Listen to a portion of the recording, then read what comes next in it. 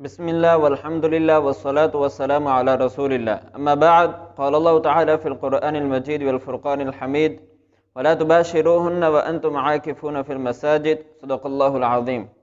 محترم سامعین، اعتکاف کے اسلام میں بہت زیادہ اہمیت ہے۔ اعتکاف کی عربی زبان کا لفظ ہے جس کا لغوی معنی ہے اپنے آپ کو روکنا یا بند کرنا یا کسی ایک جگہ پر ایسے نظر گاڑنا کہ اس سے نظر ہٹنے نہ پائے۔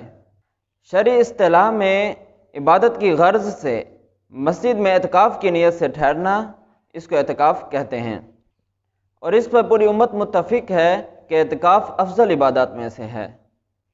قرآن مجید میں اللہ تعالیٰ نے ارشاد فرمایا وَعَهِدْنَا إِلَىٰ إِبْرَاهِيمَ وَإِسْمَاعِيلَ أَن طَهِّرَ بَيْتِيَ لِلطَّائِفِينَ وَالْعَاكِفِينَ کہ ہم نے ابراہیم علیہ السلام سے اور اسماعیل علیہ السلام سے یہ عہد لیا کہ وہ میرے گھر کو پاک کریں، طواف کرنے والوں کے لیے، اعتکاف کرنے والوں کے لیے اور رکوع و سجود کرنے والوں کے لیے۔ اس آیت میں بھی اعتکاف کا ذکر آیا ہے۔ اعتکاف کی فضیلت ہمیں بہت سی احادیث سے بھی پتہ چلتی ہے۔ حضرت عائشہ رضی اللہ تعالی عنہ کی ایک روایت ہے، وہ فرماتی ہیں کہ نبی کریم صلی اللہ علیہ وسلم رمضان شریف کے آخری عشرے میں اعتکاف کیا کرتے تھے، یہاں تک کہ آپ صلی اللہ علیہ وسلم کا وصال ہو گیا، اور آپ صلی اللہ علیہ وسلم کے بعد آپ صلی اللہ علیہ وسلم کے ازواج مطہرات بھی اعتکاف کرتی رہیں۔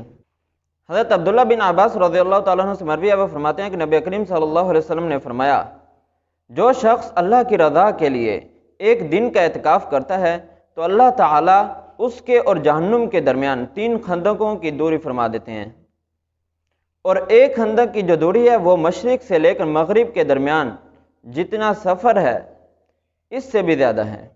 اور اعتکاف کی 3 قسمیں ہیں۔ نمبر 1 واجب اعتکاف، وہ اعتکاف جو نظر کا اعتکاف ہو، جیسے کسی نے نظر مانی کہ میری یہ کام پورا ہو گیا تو میں اعتکاف کروں گا۔ اور نمبر 2 سنت اعتکاف جو رمضان شریف کے آخری عشرے میں کیا جاتا ہے۔ اور نمبر 3 نفل اعتکاف جو کسی وقت بھی ہو سکتا ہے، جب بھی آپ مسجد میں آئے اعتکاف کی نیت کر لیں تو یہ نفل اعتکاف ہو جاتا ہے۔ اللہ تعالیٰ سے دعا ہے کہ اللہ تعالیٰ ہمیں اس عبادت کو بھرپور طریقے سے سر انجام دینے کی توفیق عطا فرمائے۔ آمین۔ وآخر دعوانا ان الحمد للہ رب العالمین۔